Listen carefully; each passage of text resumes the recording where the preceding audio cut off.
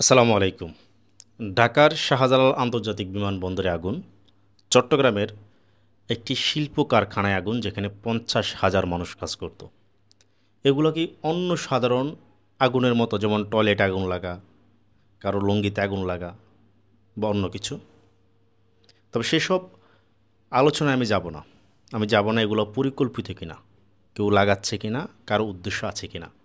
সেসব আলোচনা অবশ্যই বিজ্ঞজনরা করবেন। তবে আমার দুইখান প্রশ্ন আছে। প্রশ্ন নাম্বার 1, আমাদের একজন ডক্টর ইউনূস আছে যিনি ক্ষমতা নেওয়ার পর বলেছিলেন প্রবাসীরা ভিআইপি প্রোটোকল পাবে বাংলাদেশের বিমানবন্দরে। এখন এই কথা ধরে যদি আমি জিজ্ঞেস করি, এই যে প্রবাসীদের লাশ পড়লো, তাদের লাগেজ পড়লো, দেশের অর্থনীতি ধ্বংস হলো, এটার নামে কি প্রবাসীদের ভিআইপি প্রোটোকল? আরেকখান প্রশ্ন হচ্ছে, ওই যে দুইখান বললাম, আরেকখান প্রশ্ন হচ্ছে, আমাদের একজন আন্দালিব রহমান পার্থ ছিল যিনি সংসদের টেবিল থাপড়ে বলতেন ভিআইপি হচ্ছে প্রবাসীরা। এই প্রবাসীদের জন্য এটা করতে হবে, সেটা করতে হবে, এটা করতে হবে, সেটা করতে হবে। এমন একটা ভাব, প্রবাসীরা যেন তার মায়ের পেটের ভাই।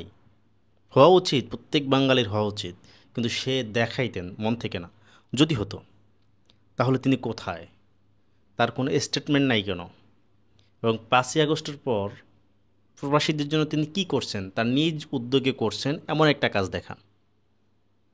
যদি না থাকে, তাহলে এই যে আমাদের দেশে যে জনগণ আছে, সাধারণ মানুষ আছে, অধিকাংশ রাজনীতিবিদই হচ্ছে আমাদেরকে বিরোধীদের ওপর দোষ চাপিয়ে, আমাদেরকে ভাগে নিয়ে, সাধারণ জনগণকে ভাগে নিয়ে এক ধরনের ভাউতাবাজি, ধোঁকাবাজির রাজনীতি করে। সবাই ভালো থাকবেন। আসসালামু আলাইকুম। আমার এই দুইখান প্রশ্নই ছিল।